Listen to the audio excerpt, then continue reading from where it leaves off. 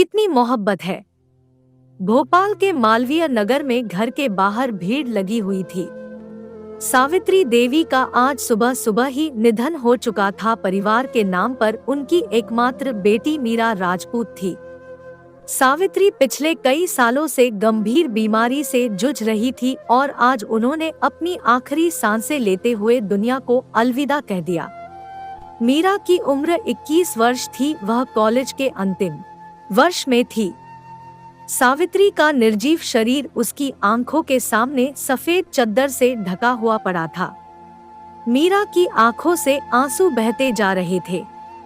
पास बैठी औरतें उसे सांत्वना दे रही थी, लेकिन मां को खो देने का दुख सिर्फ मीरा ही जान सकती थी। अपना कहने के लिए एक वो ही तो थी इस दुनिया में। सावित्री ने मीरा को उसकी पढ़ाई के लिए इंदौर भेज दिया था, जिसकी खास वजह सिर्फ सावित्री ही जानती थी। इंदौर में मीरा नेशनल कॉलेज में पढ़ती थी और उसी कॉलेज के एक हॉस्टल में रहती थी। मीरा बहुत ही कम बोलने वाली लड़की है। वह अपना अधिकतर समय किताबों में ही बिताया करती थी। कॉलेज में उसकी एकमात्र दोस्त थी निधि व्यास, जो कि इंदौर में रहती थी अपने परिवार के साथ। निधि और मीरा दोनों बहुत अच्छी दोस्त थी। कॉलेज के 2 साल दोनों ने साथ साथ ही पूरे किए थे, लेकिन निधि मीरा को अब बहुत कम जान पाई थी। वजह थी मीरा का अंतर्मुखी होना, या शायद हालातों ने उसे उम्र से पहले ही परिपक्व बना दिया। मीरा इस बार बिना निधि को बताए भोपाल आ गई थी। सावित्री के अंतिम संस्कार की तैयारी हो चुकी थी। जब उनके पार्थिव शरीर को ले जाया जाने लगा तो मीरा जोर जोर से रो पड़ी। औरतों ने उसे संभाला, लेकिन कोई उसे रोक नहीं पाया। वह दौड़कर बाहर आई और कहने लगी, हम भी साथ जाएंगे बिटिया। औरत शमशान में नहीं जाती है। वहाँ खड़े एक बुजुर्ग ने कहा, हमें कुछ नहीं सुनना, हम भी साथ जाएंगे। मीरा ने कहा, चलने दीजिए काका, मुखाग्नि के लिए किसी अपने का होना भी जरूरी है। और आजकल क्या लड़का क्या लड़की, चलने दीजिए। पास खड़े विश्वनाथ ने बुजुर्ग आदमी से कहा। सभी वहां से सावित्री का पार्थिव शरीर लेकर निकले। आंखों में आंसू भरे, हाथ में अग्नि का पात्र पकड़े मीरा चले जा रही थी। उसके बेजान पैरों में जैसे हिम्मत ही नहीं थी। माँ के साथ उसने बहुत कम वक्त गुजारा था। ना जाने वो कौन सी वजह थी जिससे माँ ने उसे हमेशा खुद से दूर रखा। सोचते हुए और बीती बातों को याद करते हुए शमशान आ चुका था। सावित्री का अंतिम संस्कार किया गया। इकलौती वारिश होने के कारण उसी ने मुखाग्नि भी दी। उन पलों में मीरा को संभालना बहुत मुश्किल हो रहा था। वहां मौजूद सभी की पलकें नम हो गई। 1 महीने बाद मीरा इंदौर आई। उसने कपड़े बदले और अपनी बुक्स उठाए कॉलेज आ गई।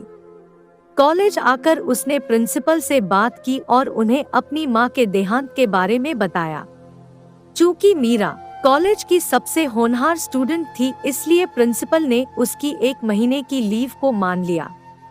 मीरा प्रिंसिपल का शुक्रिया अदा करके बाहर आ गई। क्लास शुरू होने में अभी वक्त था, इसलिए वह आकर बेंच पर बैठ गई और उदास आंखों से जमीन को निहारने लगी। तभी एक जानी पहचानी आवाज उसके कानों में पड़ी, ओह मैडम जी, कहाँ थी इतने दिन? ना फोन ना मैसेज, आखिर चल क्या रहा है तुम्हारे दिमाग में? मीरा आवाज की दिशा में पलटी। सामने निधि खड़ी थी। मीरा ने कोई जवाब नहीं दिया तो निधि उसके पास बैठ गई और प्यार से कहा, क्या हुआ मीरा, सब ठीक तो है ना? निधि की बात सुनकर मीरा की आंखें डगमगा गई। उसने नीचे जमीन की ओर देखते हुए कहा, माँ नहीं रही। निधि, क्या ये कब हुआ और तुमने मुझे बताया क्यों नहीं? निधि ने चौंकते हुए कहा, क्या बताती निधि? मैं खुद भी नहीं जानती थी कि माँ किस दर्द से गुजर रही है। मैं कुछ जान ना पाऊं, इसलिए उन्होंने हमेशा मुझे खुद से दूर रखा। और देखो वो हमेशा हमेशा के लिए मुझसे दूर चली गई। कहते कहते मीरा की आंखों में आंसू भर आए। निधि ने मीरा का हाथ अपने हाथ में लिया और उसकी आंखों में देखते हुए कहा, तुम अकेली नहीं हो मीरा, मैं हूं ना तुम्हारे साथ। दोबारा ऐसी बात मत कहना। मीरा ने निधि को गले लगा लिया। निधि उसे हिम्मत बंधाती रही।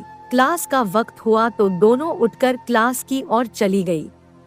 मीरा को अपना ख्याल रखने का बोलकर निधि घर चली गई, लेकिन आज उसका मन बहुत उदास था। वह बस मीरा के बारे में ही सोचती रही। अगली सुबह हॉस्टल वार्डन ने मीरा से कमरा खाली करने को कहा। पिछले 1 महीने से उसके कमरे का किराया नहीं आया था। मीरा ने कुछ दिन की परमिशन मांगी, लेकिन वार्डन ने साफ शब्दों में उसे कमरा खाली करने को कह दिया। किसी ने उसकी मदद नहीं की। मीरा ने अपना सामान समेटा और बैग में जमाने लगी। उसके पास जो पैसे थे वो तो माँ के अंतिम संस्कार और उसके बाद के कामों में खर्च हो गए थे। अनजान शहर में आखिर मदद भी ले तो किसकी? मीरा बहुत ही स्वाभिमानी लड़की थी और इसलिए उसने अपनी ये परेशानी निधि को नहीं बताई। भोपाल वापस जाने के अलावा मीरा के पास अब कोई और रास्ता नहीं था। अपने बैग लेकर वह हॉस्टल से निकल गई। निधि जब कॉलेज आई तो क्लास में मीरा को ना देखकर उसने अपने साथ बैठी रागिनी से पूछा, जो कि उसी हॉस्टल में रहती थी, "ए रागिनी, मीरा कहाँ है? वो कॉलेज क्यों नहीं आई? अरे तुझे पता नहीं क्या?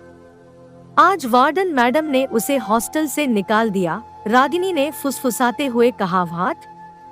पर क्यों?" निधि ने हैरानी से कहा। "क्योंकि उसने हॉस्टल के रूम का किराया नहीं दिया था। अब मुझे डिस्टर्ब मत करो, पढ़ने दो," रागिनी ने कहा और बुक्स में नजरें गड़ा ली। निधि ने सुना तो सोचने लगी, इतना सब हो गया और मीरा ने मुझे बताया तक नहीं। ये लड़की भी ना, इसे समझना सच में बहुत मुश्किल है। पता नहीं इस वक्त वो कहाँ होगी। मुझे जाना होगा। निधि ने अपना बैग और बुक्स उठाए और क्लास के बाहर निकल गई। कॉलेज से सीधा वह हॉस्टल आई और मीरा की रूममेट से पूछा। रूममेट ने बताया कि मीरा वापस अपने घर जाने की बात कर रही थी। निधि वहां से निकली और तुरंत रेलवे स्टेशन आई। ट्रेन जा चुकी थी। निधि हो गई। उसने उदास नजरों से ट्रेन को जाते हुए देखा और जैसे ही वापस जाने को मुड़ी, उसकी नजर बेंच पर बैठी मीरा पर गई। निधि खुशी से दौड़कर उसके पास आई, लेकिन अगले ही पल उसकी खुशी गुस्से में बदल गई और उसने कहा, "समझती क्या हो अपने आप को? और ये इस तरह मुंह छुपाकर कहाँ जा रही हो?" "मुंह छुपाकर नहीं जा रहे, बताकर आए थे रागिनी को," मीरा ने धीमे स्वर में कहा। "और तुम्हें लगता है मैं तुम्हें ऐसे जाने दूंगी?" निधि ने गुस्से से कहा। "पर अब यहाँ करेंगे भी क्या? वार्डन ने भी हमें हॉस्टल से निकाल दिया है," मीरा ने कहा। "वार्डन की तो मैं। तुम ये बताओ, तुमने मुझे क्यों नहीं बताया?" निधि के इस सवाल पर मीरा खामोश हो गई। निधि उसके बगल में बैठी और कहने लगी, "मीरा, तुम सिर्फ कहने के लिए मेरी दोस्त नहीं हो। कॉलेज में बहुत सी लड़कियां हैं, लेकिन मैंने तुम्हें अपना दोस्त चुना। जानती हो क्यों? क्योंकि तुम बहुत अच्छी हो और समझदार भी हो। तुम बहुत स्ट्रांग लड़की हो मीरा। फिर ऐसे कैसे जा सकती हो? आंटी का सपना कैसे भूल सकती हो? तुम्हें पढ़ना है, एक बड़ी अधिकारी बनना है, ये कैसे भूल गई तुम?" "निधि, हम कुछ नहीं भूले हैं, सब याद है हमें। पर इस शहर से हमने एक बात सीखी है कि अगर जीना है तो पैसे जरूरी है, और वो हमारे पास नहीं है। निधि, घर जाएंगे, वहाँ रहने के लिए कम से कम अपना घर तो है," मीरा ने उदास होकर कहा। "हो गई तुम्हारी आदर्श वाली बातें तो चले," निधि ने उठते हुए कहा। "कहाँ?" मीरा ने कहा। "कोई सवाल नहीं, उठो और चलो," कहकर निधि ने एक बैग खुद उठाया और दूसरा मीरा को थमा दिया। दोनों बाहर आई। निधि पार्किंग से अपनी स्कूटी निकाल लाई और मीरा को साथ लेकर चल पड़ी। निधि के पीछे बैठी मीरा के मन में सैकड़ों सवाल उथल पुथल मचाए हुए थे। मीरा जब भी इस शहर से जाने के बारे में सोचती, ये शहर उसे वापस अपनी ओर खींच लाता। सवाल बहुत थे, लेकिन जवाब नहीं। निधि उसे कहाँ लेकर जा रही है, इस बात का भी उसे अंदाजा नहीं था। स्कूटी सड़क पर दौड़ाते हुए निधि ने अचानक से ब्रेक लगाए और गाड़ी को यू टर्न घुमाया। "इधर कहाँ जा रही हो?" पीछे बैठी मीरा ने सवाल किया। "हॉस्टल।" निधि सब्सक्राइब ने कहा लेकिन क्यों? मीरा ने कहा तू चल तो बताती हूँ, कहकर निधि ने स्पीड बढ़ाई और कुछ वक्त बाद दोनों हॉस्टल के सामने थे। निधि ने स्कूटी साइड में लगाई। उसने मीरा का हाथ पकड़ा और उसे लेकर अंदर चली आई।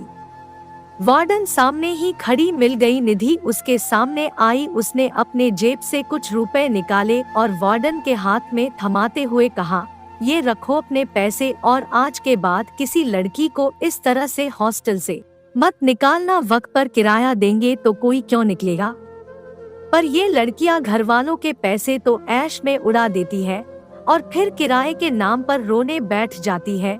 वार्डन ने मुंह बनाकर रुपए गिनते हुए कहा, चुड़ैल तेरी हिम्मत कैसे हुई मेरी दोस्त के लिए ऐसा बोलने की, मैं तेरा मुंह नोच लूंगी। निधि ने वार्डन से उलझते हुए कहा, लेकिन ऐन वक्त पर मीरा ने उसे रोक लिया और कहा, निधि ये क्या कर रही हो, छोड़ो उन्हें, मैं मुंह तोड़ दूंगी इसका। इस हॉस्टल की लड़कियां चाहे जो करती हो, तुम ऐसी नहीं हो।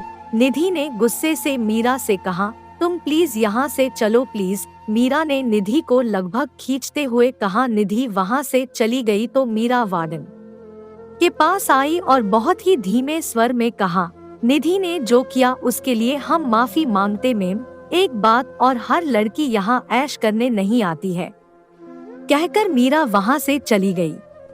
बाहर आई तो देखा निधि गुस्से में थी। मीरा जैसे उसके पास आई, निधि ने कहा, क्या सच में तुम राजपूत खानदान से हो? मतलब उसने तुम्हें इतना सब कहा और तुम सुन के चली आई? गलती हमारी ही है, अगर वक्त पर किराया दिया होता तो वो ऐसा नहीं होता। मीरा ने शांत लहजे में कहा। ओह आदर्श की देवी, बस करो, तुम ऐसी ही रही न तो कोई भी बेच के निकल जाएगा तुमको। निधि ने मीरा के सामने हाथ जोड़ते हुए कहा। निधि ऐसा नहीं है, पिछले 3 सालों से हम यहाँ हैं। हम नहीं चाहते हमारी वजह से हमारी माँ को शर्मिंदा होना पड़े।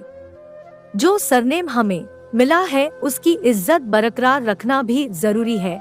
मीरा ने कहा, ऐसे रखोगी इज्जत बरकरार? कोई कुछ कहे और चुपचाप सुनो, हो सके तो माफी भी खुद ही मांगो। निधि ने कहा, तुम्हें समझा नहीं पाएंगे। मीरा ने बैग्स उठाते हुए कहा, ये अच्छा है तुम्हारा, खैर छोड़ो, आओ बैठो, चलते हैं, देर हो रही है। निधि ने स्कूटी स्टार्ट करते हुए कहा। अब कहाँ चलना है? मीरा ने कहा। निधि मुस्कुराई और कहा, वहाँ जहाँ सब तुम्हारे अपने हैं। मीरा जैसे ही आकर बैठी, निधि ने स्कूटी आगे बढ़ा दी। दोनों शिवाजी नगर में आई। इंदौर आने के बाद मीरा ने पहली बार इस शहर को देखा था। साफ सुथरी सड़कें, बड़े ऊंचे ऊंचे घर, वह सब अपलक देखे जा रही थी। निधि स्पीड से स्कूटी दौड़ाए जा रही थी। निधि व्यास अपने परिवार में सबकी लाडली। मीरा से उसकी जान पहचान कॉलेज में हुई थी और मीरा का शांत व्यवहार उसे पहली नजर में भा गया, लेकिन खुद बिल्कुल शांत नहीं थी। वह हमेशा हंसती खिलखिलाती रहती थी। लाडली थी, इसलिए उसे किसी भी बात के लिए ना नहीं कहा जाता था। मीरा को लेकर निधि एक बड़े से घर के सामने रुकी। उसने स्कूटी साइड लगाई और मीरा को लेकर अंदर आई। मीरा की नजर घर के दरवाजे पर लगे नेम प्लेट पर पड़ी व्यास हाउस। मीरा अपना बैग संभाले अंदर आ गई। अंदर आते ही निधि चिल्लाई, मम्मा पापा, दादू दादी, भैया, सब आ जाइए। निधि की आवाज सुनते ही सब बाहर चले आए। निधि के साथ एक अनजान लड़की को देखकर सबके मन में क्वेश्चन मार्क था, जो कि निधि ने अगले ही पल हटा दिया और कहा, दादू ये मेरी दोस्त है मीरा। और फिर मीरा की ओर पलटकर कहा, मीरा ये मेरे दादू श्रीनाथ जी व्यास और वो मेरी दादी माँ सुरेखा जी व्यास, नमस्ते। मीरा ने दोनों हाथ जोड़कर कहा, ये मेरे पापा है विजय व्यास और ये मेरी मम्मा राधा व्यास। निधि ने अपने माँ पापा की ओर इशारा करके कहा। मीरा ने उन्हें भी नमस्ते की तो दोनों जवाब में मुस्कुरा उठे। निधि अपने भाई के पास आई और कहा, उसके हाथ में हाथ डालकर कहा, ये है मेरे बड़े भैया अर्जुन। हेलो। अर्जुन ने मुस्कुरा कर कहा तो मीरा ने भी जवाब में नमस्ते कहा। सबसे परिचय करवाने के बाद निधि वापस मीरा के पास आई और कहा, ये है मेरी स्वीट सी मिली। उसे कुछ याद आया तो उसने इधर उधर देखते हुए कहा, अक्षत भैया कहाँ है? अक्षत बाहर गया हुआ है, राधा ने मीरा के सामने आकर कहा।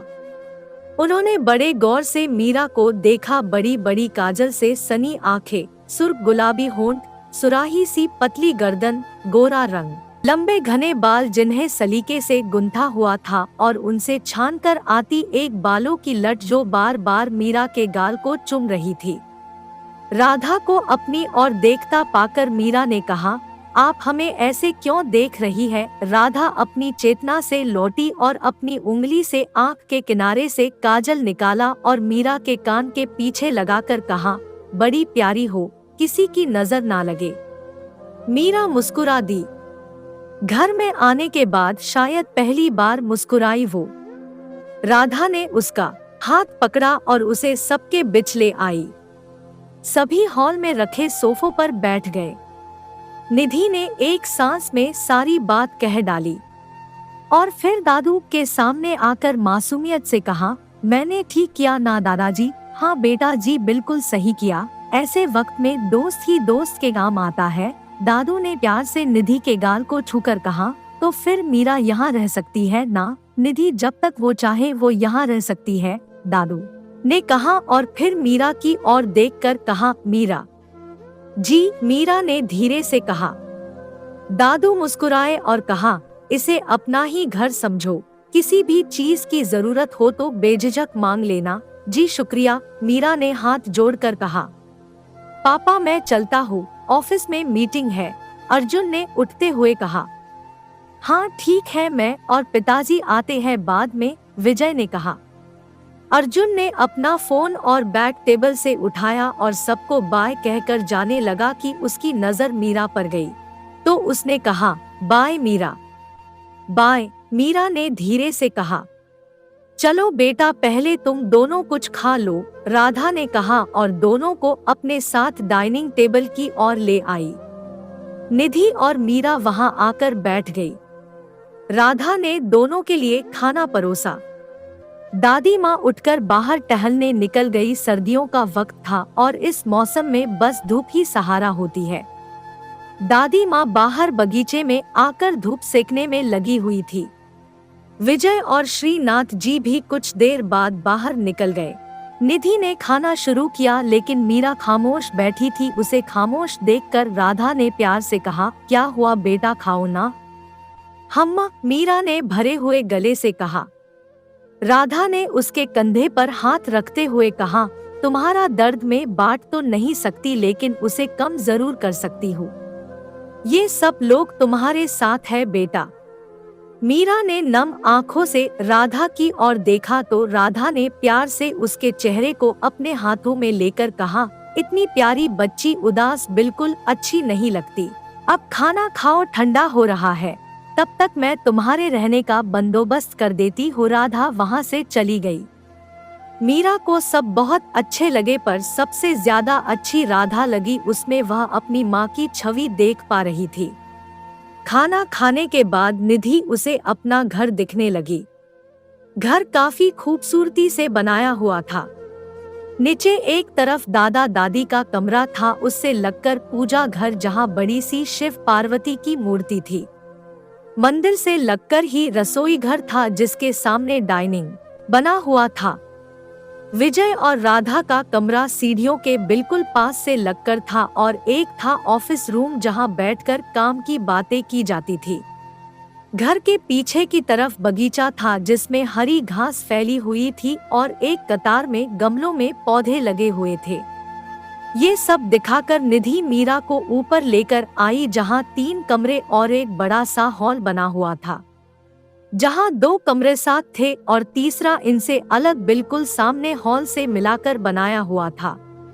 इनमें से एक कमरा अर्जुन का था और एक निधि का। सामने जो कमरा था उसके बारे में निधि ने मीरा से को कहा नहीं, मीरा ने भी नहीं पूछा। निधि जैसे ही दरवाजा खोलकर अपने कमरे में आई, एक तेज बदबू से दोनों ने अपना नाक बंद कर लिया। निधि ने दरवाजा वापस बंद किया और मम्मा को आवाज लगाई। राधा ऊपर आई और कहा, सॉरी बेटा, वो आज सुबह गलती से तुम्हारे कमरे में क्लीनर की बोतल टूट गई। मैंने साफ करने को कहा है, रघु कर देगा, लेकिन तब तक हम लोग कहाँ जाए?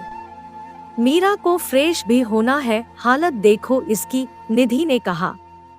एक काम करो ना, तब तक नीचे मेरे वाला रूम इस्तेमाल कर लो। राधा ने कहा, रहने दीजिए, मैं अर्जुन भैया का कमरा यूज कर लूंगी। निधि ने कहा, ठीक है, कहकर राधा चली गई। दोनों अर्जुन के कमरे में आई। मीरा ने देखा कमरा बिल्कुल साफ सुथरा और व्यवस्थित था, एक एक चीज सलीके से रखी हुई थी।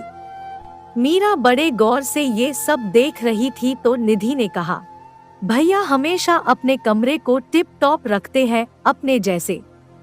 मीरा मुस्कुरा दी तो निधि ने कहा, अच्छा तुम नहा लो, तब तक मैं नीचे से तुम्हारा सामान ले आती हूँ। मीरा नहाने बाथरूम में चली गई और निधि नीचे। मीरा नहाकर बाहर आई तो उसे टेबल पर रखे अपने कपड़े मिल गए।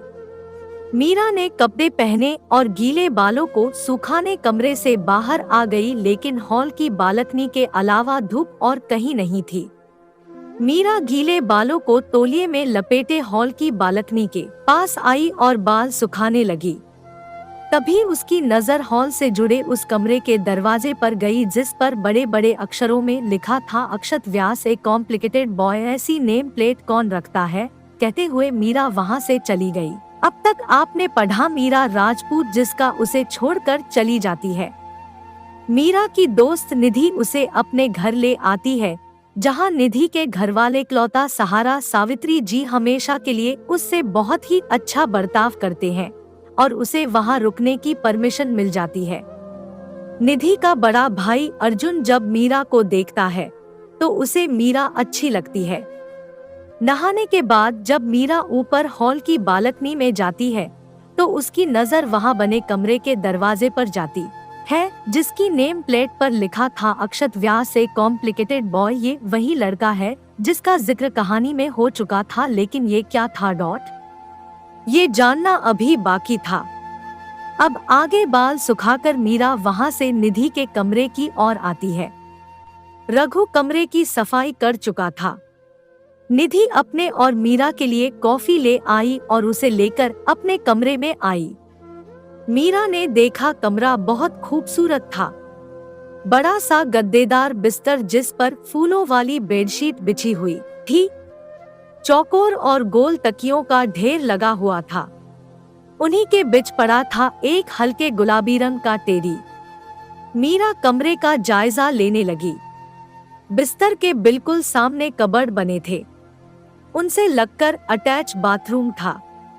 दीवार से लगकर एक स्टडी टेबल था जिसके ऊपर किताबें रखी थी और एक नाइट लैंप भी। बिस्तर से कुछ ही दूर एक बड़ी खिड़की थी और उससे लगकर एक बालकनी थी जिसमें हल्के गुलाबी रंग के पर्दे थे। मीरा को ऐसे देखकर निधि ने कहा, अरे क्या हुआ, बैठो ना, कॉफी ठंडी हो जाएगी। हम्मा कहकर निधि बिस्तर के एक किनारे पर बैठ गई और निधि की ओर देखकर कहा, समझ नहीं आ रहा निधि, तुम्हारा ये एहसान हम कैसे चुका पाएंगे? तुमने हमें यहाँ लाकर हम पर बहुत बड़ा एहसान किया है। तुम फिर शुरू हो गई। नीचे दादू ने क्या कहा था कि एक दोस्त ही दोस्त के काम आता है, तो इसमें एहसान कैस हुआ, बोलो? निधि ने डरते हुए कहा, तुम नहीं जानती निधि, तुमने हमारे लिए क्या है। मीरा ने शांत भाव से कहा, अच्छा थी है, जब जरूरत होगी तब हम तुमसे कुछ मांग लेंगे, तुम दे देना, उतर जाएगा एहसान। निधि ने कॉफी का घूंट भरते हुए कहा। ठीक है, मीरा ने कहा, ऐसे नहीं, वचन दो मुझे, तुम राजपूत लोगों के लिए तुम्हारा वचन बहुत इम्पोर्टेंट होता है ना। चलो दो, निधि ने हाथ आगे करते हुए कहा। मीरा ने उसके हाथ पर अपना हाथ रखा और कहा, हम वचन देते हैं, तुम जो मांगोगी हम देंगे। निधि मुस्कुराते हुए मीरा के गले लगी और कहा, तुम खुश रहो, इससे ज्यादा मुझे कुछ नहीं चाहिए। मीरा भी मुस्कुरा दी। निधि ने वही बैठे बैठे मीरा को घरवालों के किस्से सुनाने शुरू किए। चलो मैं तुम्हें सबके बारे में बताती हूँ। सबसे पहले दादाजी के बारे में, दादू एकदम मस्त इंसान है, मैंने कभी भी उनको गुस्सा करते नहीं देखा, हमेशा हंसते मुस्कुराते रहते हैं। सबसे ज्यादा प्यार दादी माँ को करते हैं, जानती हो उस जमाने में भी दोनों ने लव मैरिज की थी। हाउ रोमांटिक ना। दादी माँ कोलकाता से, इसलिए साल में एक बार दादा दादी वहाँ जरूर जाते हैं। As a love birds. हंसने लगती है निधि, इस उम्र में भी उन दोनों के बीच इतना प्यार, सच में दादी माँ बहुत लकी है, मीरा ने कहा। निधि मुस्कुराई और कहने लगी, हाँ बिल्कुल। उन दोनों के बाद मम्मी पापा है। पापा तो हर वक्त काम में बिजी रहते हैं और मम्मा पापा की जरूरतों का ख्याल रखने में बिजी रहती है। जब घर में हो तब भी और ऑफिस हो तो फोन करके उन्हें खाने दवाइयों के बारे में दिलाती रहती है। निधि रुकी और मीरा की ओर देखकर कहा, पता है मीरा, मम्मा पापा ज्यादा बात नहीं करते, फिर भी मम्मा को पता होता है कि पापा को किस वक्त क्या चाहिए। इंटरेस्टिंग ना, क्योंकि उन दोनों में ढेर सारा प्यार है। मीरा ने निधि की सब बातों में दिलचस्पी दिखाते हुए कहा, हाँ। उसके बाद अर्जुन भैया बिल्कुल तुम्हारी तरह है, शांत, आदर्शवादी और चुप चुप रहने वाले। उन्हें शोर शराबा बिल्कुल पसंद नहीं है। माँ भी किया है और अब पापा के साथ मिलकर ऑफिस संभाल रहे हैं। निधि ने कहा, सब हो गए, मीरा ने उठते हुए कहा। निधि ने मीरा का हाथ पकड़कर वापस बैठाया और कहा, करे एक इंसान के बारे में तो मैं बताना ही भूल गई। कौन? मीरा ने कहा, अक्षत भैया। दुनिया के 8वें अजूबे कहो तो गलत नहीं होगा, उनको ना आज तक कोई नहीं समझ पाया है, मम्मा पापा भी नहीं। अभी अभी कॉलेज खत्म हुआ है उनका, हिस्ट्री में कॉलेज में टॉप किया है उन्होंने। निधि ने चहकते हुए कहा, नाइस। मीरा ने धीरे से कहा, वो जो सामने हॉल से लगकर कमरा बना है ना, वो उन्हीं का है, उस साइड कोई नहीं जाता, उनका कहना है वो उनका हिस्सा है। पागल है वो, अपने ही घर में क्या अपना पराया, निधि ने कहा। मीरा की आंखों के आगे वो नेम प्लेट आ गई जिस पर लिखा हुआ था अक्षत व्यास, ए कॉम्प्लिकेटेड बॉय। मीरा को अब इस शब्द का मतलब समझ आ रहा था। अक्षत से उसका सामना कैसे होगा ये वो नहीं जानती थी, पर इतना जान चुकी थी कि वो बाकी घरवालों से अलग ही था। सबके बारे में बताने के बाद निधि ने कहा, अब तुम भी इस घर का हिस्सा हो है ना, तो तुम्हारा इंट्रो में लोगों को ऐसे दूंगी। ये है मेरी सबसे खूबसूरत दोस्त मीरा राजपूत। थोड़ी चुप थोड़ी खामोश, लेकिन इसकी आंखें बहुत बातें करती है। मीरा हंसने लगी और कहा, अरे बस कर, हम इतने भी खूबसूरत नहीं है। निधि ने मीरा की ओर देखा और, हाय कितनी खूबसूरत तो हो, कोई भी मर बेटे मैं लड़का होती ना तो पक्का शादी कर लेती तुमसे। चुप करो, सच में बहुत बड़ी नौटंकी हो तुम, ईरा में उठते हुए कहा। अच्छा मीरा, मार्केट चले, निधि ने कहा। निधि, अगले महीने हमारे एग्जाम शुरू होने वाले हैं और 1 महीने कॉलेज नहीं आने की वजह से मेरा सारा रिवीजन बाकी है, मैं नहीं जा पाऊंगी प्लीज, मीरा ने कहा। इट्स ओके, मैं भी नहीं जा रही फिर, निधि ने वापस बैठते हुए कहा। अरे तुम क्यों नहीं जा रही अब, मीरा ने कहा, तुम्हें अकेला छोड़कर अच्छा लगता है क्या, निधि ने मासूमियत से कहा। अरे हम रह लेंगे, हमारी वजह से तुम अपनी खुशी बर्बाद मत करो, तुम जाओ, मीरा ने प्यार से निधि के गाल को छूकर कहा। थैंक्स। अच्छा मीरा, वो जो फर्स्ट नंबर वाला कबर्ड है वो खाली है, तुम उसमें अपने कपड़े और बाकी सामान रख लेना और बुक्स मेरी वाली टेबल पर ही रख लेना, और कुछ चाहिए हो तो मम्मा से कह देना या मुझे फोन कर लेना, निधि एक सांस में बोल गई। हम सब देख, तुम बेफिक्र होकर जाओ, मीरा ने अपना बैग खोलते हुए कहा। निधि अपना पर्स और फोन लेकर वहां से चली गई। मीरा ने दरवाजा बंद किया और फिर निधि के बताए कबर्ड में अपने कपड़े और सामान रखने लगी। सामान रखकर मीरा ने अपनी किताबें निकाली और पढ़ने लगी। किताबों के बीच 1 घंटा कब निकल गया मीरा को पता ही नहीं चला। उसने एक किताब उठाई और लेकर बालकनी में पड़ी कुर्सी पर आ बैठी। मीरा इत्मीनान से किताब के पन्ने पलटते हुए पढ़े जा रही थी, तभी एक तेज चमक उसे अपने चेहरे पर महसूस हुई। मीरा ने उस ओर देखा, लेकिन वो चमक सीधी उसकी आंखों में पड़ रही थी, जिससे वह चाहकर भी अपनी आंखें नहीं खोल पा रही थी। वो तेज चमक शीशे की थी। मीरा साइड में हुई तो पत्तों की ओट में नीचे खड़े किसी शख्स की आंखें दिखी।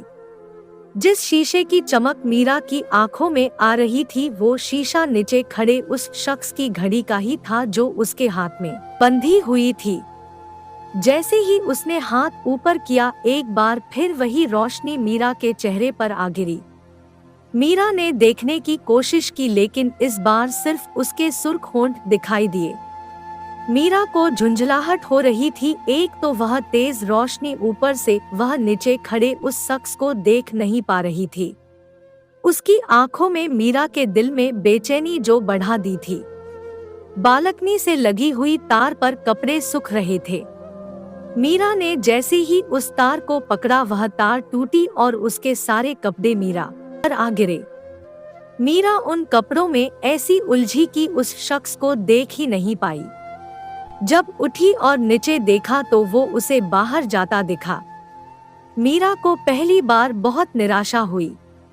हाथ में पहनी लड़के की घड़ी का शीशा अभी भी चमक रहा था। चलते चलते उसने जैसे ही हाथ उठाया, एक तेज रोशनी एक बार फिर मीरा की आंखों में आ गिरी। मीरा अंदर आकर लेट गई, लेकिन आंखों के आगे बार बार वो दो आंखें और सुर्ख होंठ आ रहे थे। मीरा की झुंझलाहट अब और ज्यादा बढ़ गई तो वह कमरे से बाहर आ गई। नीचे आकर वह बगीचे में दादी के पास चली आई। दादी ने देखा तो उसे पास आने को कहा और बोली, मन लग गया ना तुम्हारा यहाँ? जी दादी माँ, मीरा ने धीरे से कहा। आओ बैठो, दादी ने बड़े प्यार से कहा तो मीरा आकर उनके पास बैठ गई। दादी ने बड़े गौर से देखा और कहा, तुम कुछ परेशान नजर आ रही हो, मुझे बताओ किसी ने कुछ कहा? नहीं दादी माँ, ऐसी कोई बात नहीं है, सब बहुत अच्छे हैं, मीरा ने नजरें चुराते हुए कहा। तो फिर इतने प्यारे से चेहरे पर परेशानी के भाव क्यों? देख, मैं दादी माँ हूँ, चेहरा पढ़ लेती हूँ, दादी माँ ने शरारत से मुस्कुराते हुए कहा। दादी माँ, वो अभी यहाँ नीचे कोई था क्या? मीरा ने झिझकते हुए कहा। यहाँ? हाँ, वो कुछ देर पहले अक्षत आया था, लेकिन वो पट्टा एक जगह टिकता कहा है। आया कि वापस चला गया? उस लड़के को बस दिन भर घूमना फिरना मस्ती करनी है, पता नहीं अपनी जिम्मेदारियों को कब समझेगा ये, दादी ने कहा। ओह, तो वो थे, अभी उससे मिली भी नहीं हूँ और टॉर्चर करना शुरू।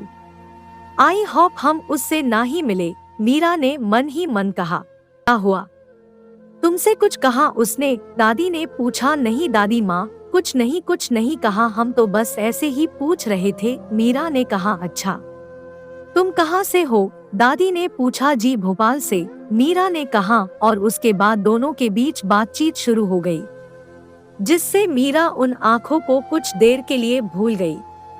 दादी माँ ने उसे अपनी शादी से लेकर अब तक के सफर के बारे में बता दिया। मीरा खामोशी से उन्हें सुनती रही।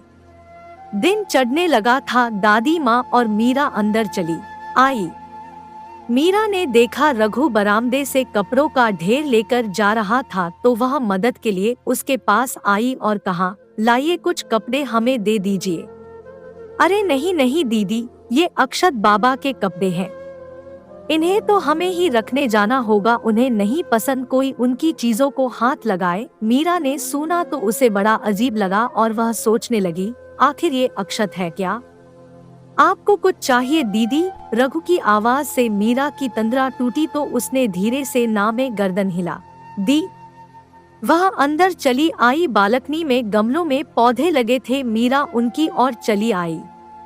उसने खराब हो चुकी पत्तियों को अलग किया और गमलों की सफाई करके उनमें पानी देने लगी। दादू बाहर से आ चुके थे और काफी देर से वे मीरा को ये सब काम करते हुए देख रहे थे। मीरा बड़े प्यार से पौधों की सिंचाई कर रही थी, जिसे देखकर दादू की आंखों को सुकून मिल रहा था। वे चलकर मीरा के पास आए और वह पड़ी कुर्सी पर बैठते हुए कहा, बड़े दिनों बाद किसी को इतने इत्मीनान से काम करते देखा है। अरे दादाजी आप, मीरा ने दादू की आवाज सुनकर कहा, तुम मुझे सबकी तरह दादू ही बुलाया करो, अपनापन लगता है। वैसे तुम आज ही इस घर में आई हो और आज ही काम में खुद को व्यस्त कर लिया। दादू ने बड़े प्यार से कहा, हमें ये सब काम करना पसंद है दादू। पौधे भी इंसान की ही तरह होते हैं, जैसे कोई उदास इंसान अच्छा नहीं लगता वैसे ही मुरझाया हुआ पौधा भी अच्छा नहीं लगता। और हमारी माँ कहती थी कि मुरझाए हुए पौधे घर में रखना अच्छा शगुन नहीं होता है। मीरा ने धीमी आवाज में पौधे पर लगे उस छोटे से फूल को सहलाते हुए कहा, तुम तो बहुत समझदार बच्ची हो। ये पौधे अक्षत लाया था जब पिछले साल हम सब बनारस गए थे घूमने। वहां से लौटते हुए रास्ते में उसने ये खरीदे थे। ये बात और है, घर में लाने के बाद उस नालायक ने इन्हें संभाला नहीं, दादू ने कहा।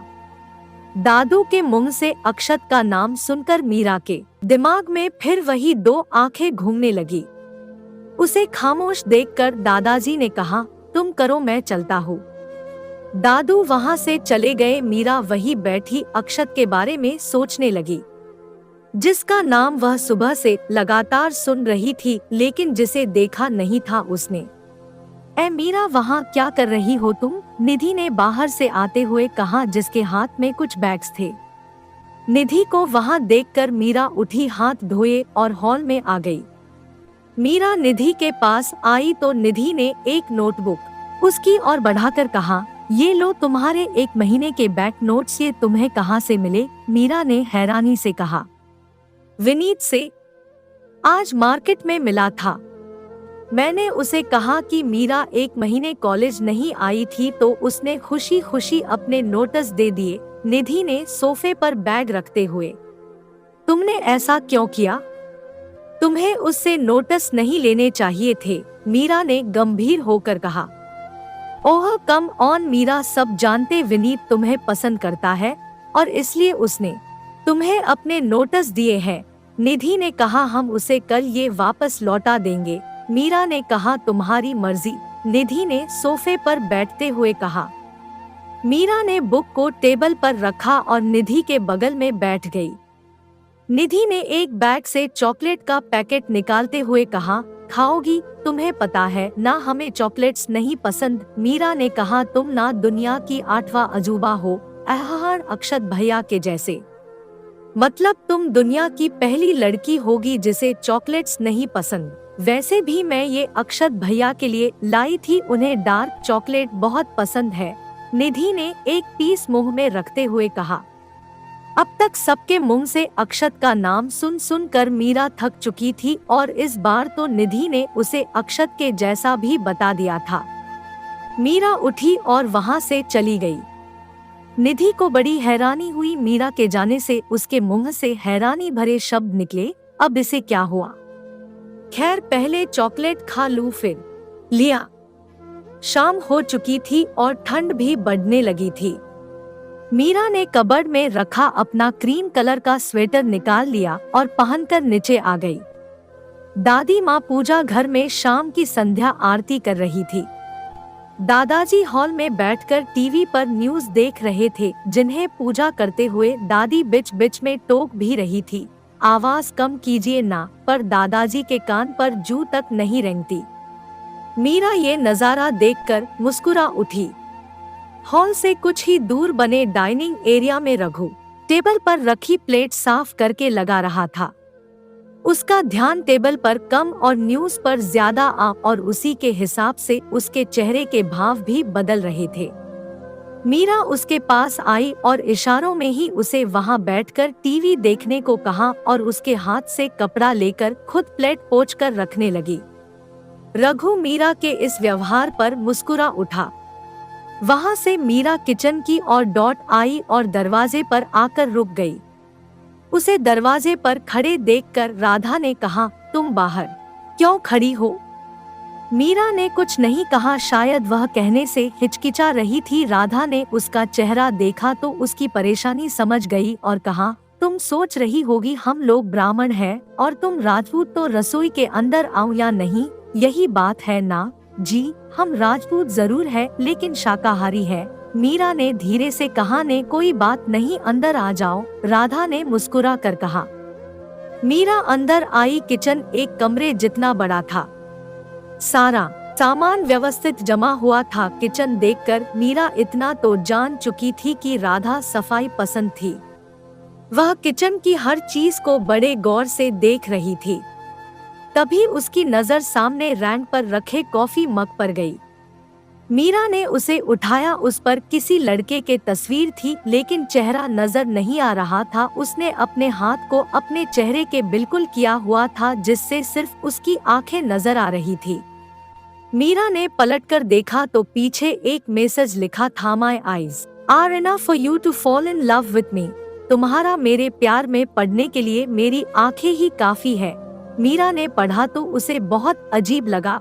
वह जैसे ही पलटी, राधा पीछे खड़ी थी। उसने मीरा के कहने से पहले ही मग की तस्वीर की और इशारा करते हुए कहा, मेरा छोटा बेटा अक्षत, इसे तस्वीरें खिंचवाना बिल्कुल पसंद नहीं है। ये लास्ट बर्थडे पर निधि ने ली थी और इसे गिफ्ट की थी। मीरा ने फिर से अक्षत के बारे में कुछ नया सुना। अंदर ही अंदर झुंझलाहट भी थी। मीरा को खामोश देखकर राधा ने कहा, इसे वहाँ रख दो। हम्मा कहकर मीरा पलटी और हाथ को जोर से झटका, वैसे ही जैसे हम लोग किसी सामान को फेंकते हैं। लेकिन उसने मग फेंका नहीं बल्कि वापस रख दिया। राधा सब्जियां काटने में बिजी थी तो मीरा उनके पास आई और कहा, हम आपकी कुछ मदद करें? नहीं बेटा, मैंने सब कर लिया, बस दादाजी के लिए कुछ फीका बनाना है। तुम कुछ लोगी चाय कॉफी? राधा ने कहा, नहीं आंटी, आपकी हेल्प करते तो हमें अच्छा लगता। वैसे भी जब से आए हैं तब से मेहमान जैसा महसूस कर रहे हैं। मीरा ने मासूमियत से कहा, अच्छा तो ये बात है। फिर एक काम करो, वो वहाँ जो कच्चा नारियल रखा है उसके छोटे छोटे टुकड़े कर दो। अक्षत को नारियल की चटनी बहुत पसंद है, खुश जाएगा। ने सब्जियां बर्तन में डालते हुए कहा। वो राधा हम्मा, मीरा ने कहा और चाकू उठाकर नारियल की ओर बढ़ गई। उसने नारियल का टुकड़ा उठाया और उस पर ऐसे चाकू चलाया जैसे वो नारियल नहीं अक्षत की गर्दन हो। इस एक नाम ने आज उसे जितना परेशान किया था शायद जिंदगी में किसी ने ना किया हो। जिसके नाम से मीरा इतना परेशान थी, वो खुद जब उसके सामने आएगा तब क्या होगा कोई नहीं जानता था। नारियल काटकर मीरा बाहर चली आई। उसने राधा को डाइनिंग पर खाना लगाने में मदद की और फिर हाथ मुंह धोने चली गई। मुंह धोकर जब उसने खुद को आईने में देखा तो परेशानी के भाव उसके चेहरे से साफ साफ झलकने लगे। तौलिए से मुंह पोंछते हुए वह मन ही मन खुद से कहने लगी, आखिर क्या बला है ये अक्षत? घर में सबकी जुबान पर उसका ही नाम है, हर कोई बस उसकी खुशी की बातें करता है। अच्छा है या बुरा है कुछ पता नहीं चल पा रहा। और फिर उसके ये अजीब थॉट्स, आखिर कौन है ये अक्षत? मीरा के साथ साथ अब आप भी सोच में पड़ गए होंगे कि आखिर क्या बला है अक्षत। हमारे अक्षत जी से मिलने के लिए आप लोग भी उतने ही बेचैन होंगे जितनी हमारी मीरा है। ये इंतजार की घड़ियां जल्दी ही खत्म होगी, तब तक पढ़ते रहिए कितनी मोहब्बत है मेरे साथ। अब तक आपने पढ़ा कि निधि के घर में आने के बाद मीरा धीरे सबसे बात कर रही है। जब से वह आई है तब से एक नाम उसे बहुत परेशान कर रहा है, वो है अक्षत। हालांकि मीरा अक्षत से अभी मिली भी नहीं थी, बस उसकी आंखें देखी थी, लेकिन बिना देखे कोई शख्स उसे इतना परेशान कर देगा उसने सोचा भी नहीं था। कैसे होता है अक्षत से सामना, चलिए पढ़ते हैं। हाथ मुंह धोकर मीरा डाइनिंग के पास आई। दादा दादी निधि वहाँ पहले से बैठे थे। राधा ने मीरा को भी बैठने को कहा। विजय और अर्जुन भी ऑफिस से आ चुके थे। सभी आकर डाइनिंग के चारों ओर बैठ गए। खाने की खुशबू हॉल महक रहा था। मीरा की नजर दरवाजे की ओर थी। सब आ चुके थे लेकिन उसे जिसका इंतजार था वो कहीं नजर नहीं आ रहा था। राधा भी सबके साथ आकर बैठ गई। उसने देखा सब है लेकिन अक्षत नहीं है। उसने अर्जुन से कहा, अज्जू ये अक्षत कहाँ रह गया? जरा फोन लगाना उसे। माँ मेरी बात हुई थी उससे, उसने बताया वो किसी दोस्त की पार्टी में है, खाना खाकर लौटेगा। अर्जुन ने कहा, ये लड़का भी ना क्या क्या करेगा कोई नहीं जानता। आप सब लोग शुरू कीजिए, राधा ने कहा और सबकी प्लेटों में खाना परोसने लगी। अर्जुन मीरा के बिल्कुल सामने ही बैठा था और बीच बीच में वह मीरा को देख भी लेता, लेकिन मीरा कहीं और ही खोई हुई थी। अक्षत से वह फिर नहीं मिल पाई। सबने खाना शुरू किया। राधा ने एक कटोरी में खीर निकाली और मीरा की ओर बढ़ाकर कहा, ये मैंने खास तुम्हारे लिए बनाई है, खाकर देखो कैसी बनी है। मीरा ने एक चम्मच खीर चखी। खीर बहुत टेस्टी थी। मीरा ने खुशी व्यक्त करते हुए कहा, खीर बहुत अच्छी बनी है आंटी, थैंक यू। मीरा मम्मा ना खीर के साथ साथ और भी बहुत टेस्टी खाना बनाती है। तुम यहाँ रहोगी ना तो इनके हाथ का खाना खाकर ही इनकी फैन हो जाओगी। निधि ने कहा, खाएंगे भी और साथ साथ बनाना भी सीखेंगे। मीरा ने कहा, तुम्हें खाना बनाना नहीं आता? इस बार सवाल अर्जुन की तरफ से था, जो कि उसने जल्दबाजी में कहा। सब उसकी ओर देखने लगे तो उसने झिझकते हुए कहा, मेरा मतलब लड़कियों को तो खाना बनाने का शौक होता है ना, इसलिए। अर्जुन की हालत देखकर मीरा मुस्कुरा उठी और कहा, जी नहीं, हमें खाना बनाना नहीं आता। सीखने की कभी जरूरत ही नहीं पड़ी। घर पर माँ बनाती थी और हॉस्टल में मेस में बना बनाया मिल जाया करता था। हमें सिर्फ चाय बनानी आती है। हॉस्टल का खाना कैसे खा लेती थी आप? मैं खुद 2 साल दिल्ली हॉस्टल में रहा हूँ, सच में बहुत खराब होता है। अर्जुन ने मुंह बनाकर कहा, इतना बुरा भी नहीं होता है, बस दाल में कभी कभी पानी ज्यादा हो जाता है और आलू की सब्जी में आलू कहाँ ये ढूंढना पड़ता है। मीरा ने कहा तो सभी हंसने लगे। वह खुद भी मुस्कुराए बिना नहीं रह सकी। अर्जुन बड़े प्यार से मीरा को मुस्कुराते हुए देख रहा था। निधि जो कि उसकी बगल में ही बैठी थी ने अर्जुन को पोहनी मारी तो वह झेम गया और दूसरी ओर देखने लगा। विजय ने मीरा की ओर देखकर कहा, बेटा कॉलेज में किसी भी तरह की जरूरत हो तो बताना, यहाँ सब तुम्हारे अपने ही है। अच्छे से पढ़ाई करके अपने पैरों पर खड़ी हो जाओगी तो हमें बहुत खुशी होगी। थैंक यू अंकल, हम जरूर मेहनत करेंगे और कामयाब बनकर दिखाएंगे। मीरा ने कहा, बिल्कुल बनोगी बेटा जी, और अपनी माँ का नाम रोशन करोगी, दादू ने कहा। ऐसे ही हल्की फुल्की बातों के बीच सबने खाना खाया और फिर दादू दादी साथ साथ बाहर घूमने निकल गए। अर्जुन उठकर ऊपर अपने कमरे में चला गया। पापा हॉल में बैठकर न्यूज देखने लगे और राधा किचन जमाने में लग गई। निधि मीरा को लेकर बालकनी में आ गई और दोनों सामने बगीचे में टहलते हुए दादू दादी को देखने लगी। दादा दादी दोनों एक दूसरे का हाथ थामे चहलकदमी कर रहे थे। उनकी बातें तो साफ सुनाई नहीं दे रही थी, पर कभी कभी बीच में दोनों मुस्कुरा उठते। मीरा तुमसे एक बात पूछूं? निधि ने मीरा की ओर पलटकर कहा, हम पूछो। मीरा ने अपने दोनों हाथों को आपस में समेटकर कहा, क्या तुमने कभी किसी से प्यार किया है? निधि ने पूछा। नहीं, मीरा ने सीधा सा जवाब दिया। कभी तो होगा ना, निधि ने कहा। शायद, मीरा ने कहा। शायद क्या यार, तुम इतनी सुंदर हो, तुमसे तो किसी को भी प्यार हो सकता है, निधि ने कहा। वैसे तुम आज ये सब क्यों पूछ रही हो? मीरा ने निधि की आंखों में देखते हुए कहा। बस ऐसे ही। अच्छा ये बताओ, तुम्हारी नजर में प्यार क्या है? निधि ने फिर सवाल किया। अहम प्यार, सोचते हुए मीरा ने इधर उधर देखा और उसकी नजरें सामने दादा दादी पर जा रुकी और उसने उंगली से इशारा करते हुए कहा, वो। तुम्हारा मतलब दादा दादी? निधि ने असमझ की स्थिति में कहा। हम उम्र के आखिरी पड़ाव में वो दोनों साथ साथ है, खुश है, हमेशा एक दूसरे के साथ बने रहना, यही तो प्यार है। इन्होंने खुशी, गम, हंसी, आंसू, सब साथ देखे होंगे, सैकड़ों परेशानियां आई होंगी, फिर भी इन्होंने कभी एक दूसरे का साथ नहीं छोड़ा होगा।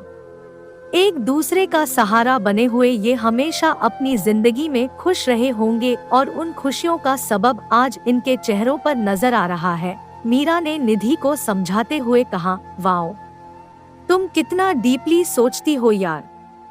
निधि ने इम्प्रेस होते हुए कहा, डीपली नहीं, प्रैक्टिकली सोचते हैं। जैसे दादा दादी को देखकर कहा वैसे ही, मीरा ने कहा। निधि मुस्कुराई और कहा, कैसे भी सोचो, कहती तो हमेशा सही ही हो ना, मुझे ना तुम अपनी शागिर्द बना लो।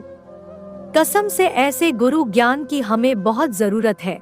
निधि की बातों पर मीरा हंसने लगी तो निधि एक पल के लिए उसकी हंसी में खो सी गई और कहा, मीरा तुम हंसते हुए कितनी अच्छी लगती हो, हमेशा ऐसे ही रहा करो ना, ये मुस्कुराहट तुम्हारी वजह से ही है। निधि, इसके लिए जितनी बार तुम्हारा शुक्रिया अदा करे कम ही होगा, मीरा ने कहा। दोनों बही खड़ी बातें करने लगी। बीच बीच में मीरा की नजरें मेन गेट की ओर चली जाती। ये तुम बार बार गेट की तरफ क्या देख रही हो? कोई आने वाला है क्या? निधि ने छेड़ते हुए कहा। कुछ भी बोलती हो तुम, ठंड बहुत है यहाँ, मैं अंदर जा रही हूँ, मीरा ने नजरें बचाते हुए कहा, जैसे उसकी चोरी पकड़ी गई हो। दादा दादी को अंदर आ जाने का बोलकर निधि भी अंदर चली आई। मीरा और निधि अपने कमरे में चली आई। निधि आते ही कंबल में घुस गई तो मीरा ने कहा, ये क्या, अभी सिर्फ 10 बजे है, पढ़ाई नहीं करनी? अरे इतनी ठंड में कौन पढ़ाई करता है मीरा, निधि ने कंबल में दुबके हुए कहा। हम करते हैं और हमारे साथ साथ तुम भी करोगी, कहते हुए मीरा ने एक झटके में कंबल को निधि से दूर कर दिया। निधि उठकर बैठ गई और कहा, क्या यार मीरा, सोने दो ना, कल से करेंगे पढ़ाई, कल करे सो आज कर, वो बात नहीं सुनी। अब चुपचाप किताब खोली और चैप्टर्स पढ़ो। मीरा ने उसके सामने अपनी किताब लेकर कुर्सी पर बैठकर ने उसके हाथ में किताब थमा दी और खुद उसके पढ़ने लगी। कमरे की खिड़कियां, दरवाजे सब बंद थे और हीटर भी ऑन था, इसलिए ठंड का एहसास कम था। निधि बेमन से किताब पढ़ने लगी। मीरा अपनी किताब में मग्न थी, उसे ध्यान ही नहीं रहा कब उसके सामने बैठी निधि किताब लिए ही सो चुकी है। घंटे भर बाद जब मीरा का ध्यान निधि पर गया तो उसने देखा निधि सो चुकी है। उसने अपनी किताब साइड में रखी और उठकर निधि के पास आई। उसने धीरे से उसके हाथों से किताब को निकाला और पास पड़ा तकिया उसके सर के नीचे लगा दिया। मीरा ने किताब को टेबल पर रखा और फिर कंबल उठाकर निधि को ओढ़ा दी। मीरा वापस कुर्सी पर आकर बैठ गई, अपनी किताब पढ़ने में बिजी हो गई। कुछ वक्त बाद ही नींद ने मीरा की आंखों पर दस्तक देनी शुरू कर दी। उबासियां आने लगी तो उसने किताब बंद करके टेबल पर रख दी। घड़ी की ओर देखा जो कि रात के 12 बजा रही थी। मीरा को याद आया कि निधि ने नीचे उसे विनीत की बुक दी थी, वो शायद नीचे ही रह गई, लाकर बैग में रख देती हूँ, कल सुबह कॉलेज में विनीत को लौटा दूंगी, मीरा ने मन ही मन कहा और नीचे चली गई। मीरा नीचे आई, सब सो चुके थे। उसने धीरे से टेबल डॉट पर रखी किताब उठाई और लेकर जैसे ही जाने डॉट को हुई, उसे खिड़की के पास एक परछाई दिखी जो सहारा लेकर ऊपर चढ़ने की कोशिश कर रही थी। मीरा ने गौर से देखने की कोशिश की लेकिन उस और अंधेरा ज्यादा होने की वजह से देख नहीं पाई। हो सकता है वो कोई चोर हो, वरना ऐसे दीवार के सहारे ऊपर नहीं जाता, मुझे ही कुछ करना होगा, मीरा ने मन ही मन कहा और दबे पांव सीढ़ियां चढ़ने लगी। मीरा जब ऊपर आई तो वह परछाई उसे हॉल की बालकनी से ऊपर आते दिखी। अगर हमने लाइट जलाई तो वह भाग जाएगा, अंधेरे में ही जाकर पकड़ते हैं उसे, मीरा ने मन ही मन खुद से किसी जासूस की तरह कहा और धीरे धीरे कदम बढ़ाते हुए हॉल की ओर गई। हालांकि वह भूल चुकी थी कि ये हॉल अक्षत का था और घरवालों का वहां जाना बिल्कुल मना था। नीचे पॉल पर लगे बल्ब की हल्की रोशनी वहां तक आ रही थी। मीरा बड़ी सफाई से धीरे धीरे कदम बढ़ाते हुए बालकनी की ओर आई। जैसे ही वो परछाई बालकनी की रौ पार करके अंदर हॉल में आई, मीरा ने उसका सीधा हाथ मजबूती से अपने हाथ में पकड़ा और घुमाकर उसकी पीठ से लगाकर कहा, क्या चुराने आए हो यहाँ?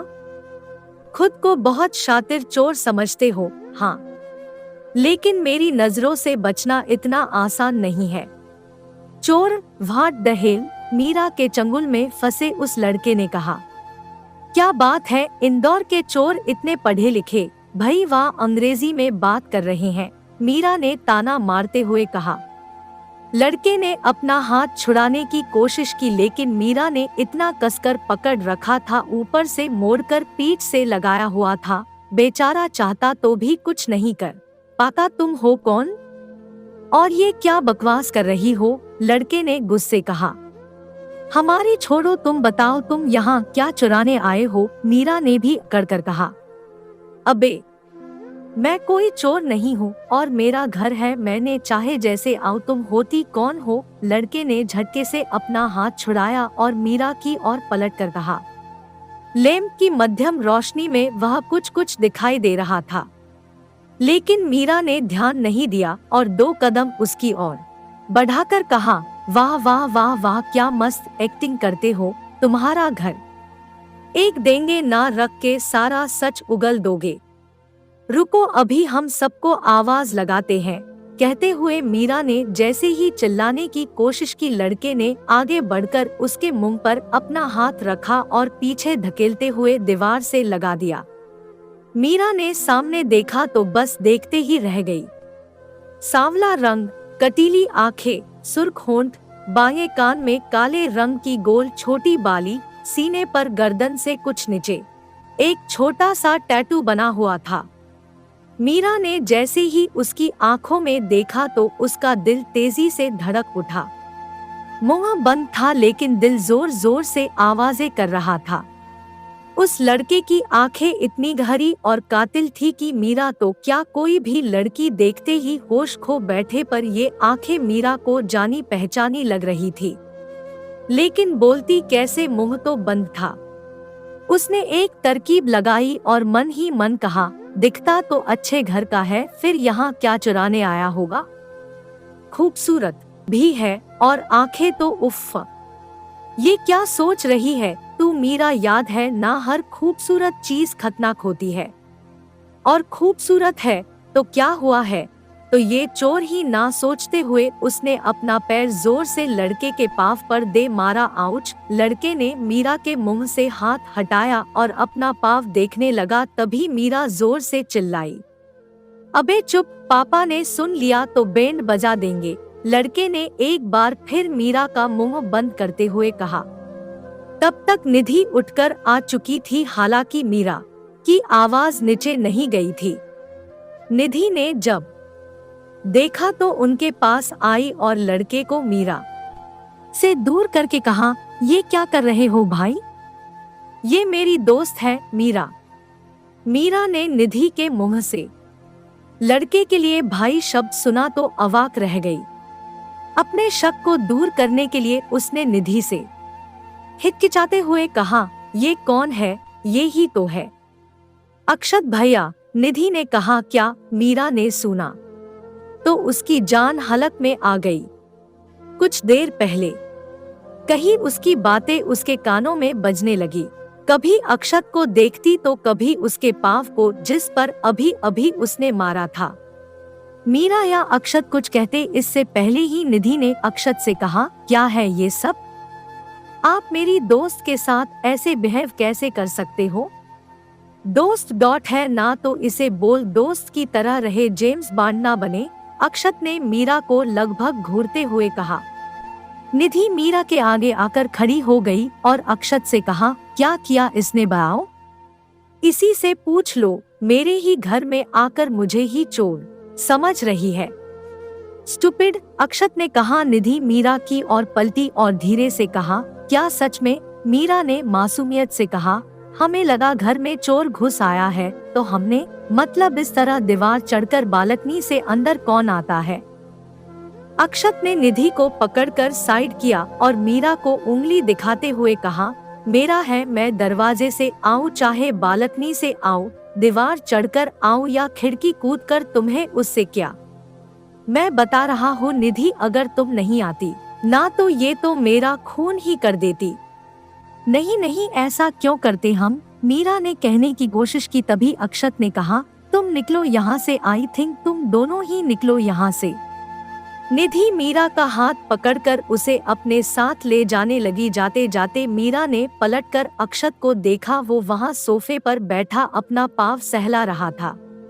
कमरे में आकर निधि ने दरवाजा बंद करते हुए कहा, अच्छा हुआ मम्मा पापा ने नहीं देखा, वरना अक्षत भाई की पिटाई पक्का हो जाती। आई एम सो सॉरी निधि, वो हमें नहीं पता था, वो तुम्हारा भाई है, हमने उनसे ना जाने क्या क्या बोल दिया। मीरा ने उदास होकर कहा, अरे इट्स ओके, इसमें तुम्हारी कोई गलती नहीं है, चिल करो, सुबह तक सब नॉर्मल हो जाएगा। निधि ने बैठते हुए कहा, पर वो इस तरह दीवार चढ़ाकर, हमारा मतलब दरवाजे से भी तो आ सकते थे ना। मीरा ने कहा, साहबजादे पार्टी करके आए होंगे तो पापा से सामना करने में तो शर्म आ रही होगी ना, इसलिए ऐसे आए हैं। वैसे भी बहुत बार वो ऐसे ही आते हैं, इसलिए तो उधर किसी को आने नहीं देते। निधि ने कहा, सोचा नहीं था आपसे ऐसे मुलाकात होगी, आप सच में कॉम्प्लिकेटेड ही हो। मीरा बड़बड़ाई तो निधि ने क्या कहा हुआ, चलो सो जाओ और ज्यादा मत सोचो। निधि कंबल में घुस गई। हम अभी आते हैं कहकर मीरा ने सामने टेबल पर रखी ट्यूब उठाई और बाहर चली गई। निधि सो गई। मीरा कमरे से बाहर आई, उसने देखा हॉल में बैठा अक्षत अपने पाँव को देख रहा था। मीरा उसके पास आई और ट्यूब उसकी ओर बढ़ाकर कहा, ये लगा लीजिए, इससे दर्द कम हो जाएगा। अक्षत ने मीरा की ओर देखा तो मीरा ने दुखी होकर कहा, हमें पता नहीं था आप कौन है, इसलिए वो सब कह दिया, हो सके तो माफ कर दीजिएगा। अक्षत ने कुछ नहीं कहा, बस खामोशी से देखता रहा। अक्षत को चुप देखकर मीरा की बेचैनी और ज्यादा बढ़ गई तो उसने वहां से जाना ही ठीक समझा। मीरा वहां से चली गई।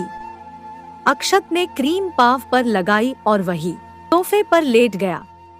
नींद कब आई उसे कुछ पता नहीं। सुबह 7 बज रहे थे। मीरा नहाकर तैयार चुकी थी।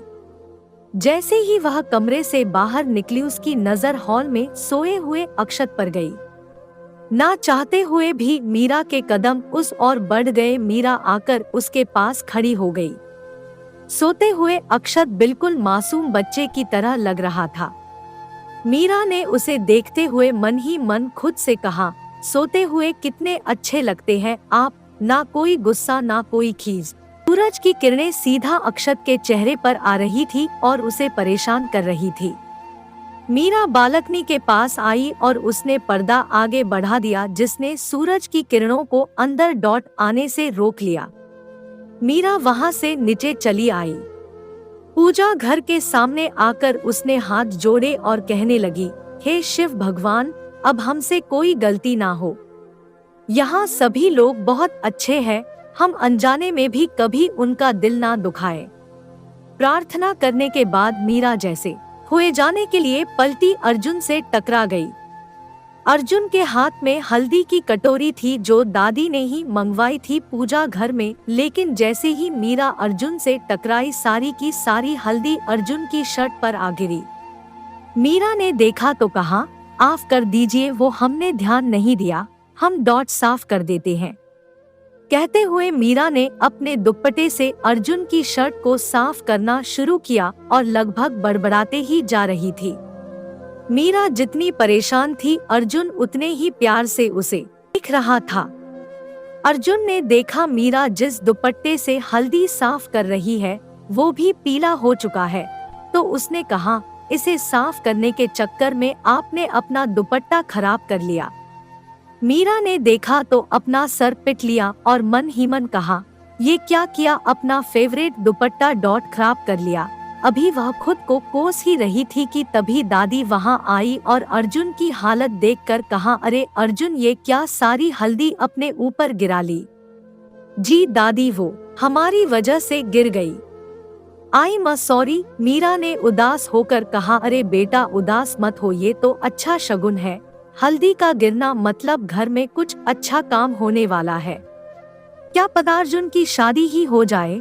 दादी ने हंसते हुए कहा। क्या दादी आप भी? अर्जुन ने शर्माते हुए कहा, सही कह रही है दादी, शादी की उम्र तो हो ही चुकी है तुम्हारी। दूर से राधा ने आते कहा, मैं शर्ट चेंज करके आता हूँ। कहते हुए अर्जुन वहाँ से चला गया।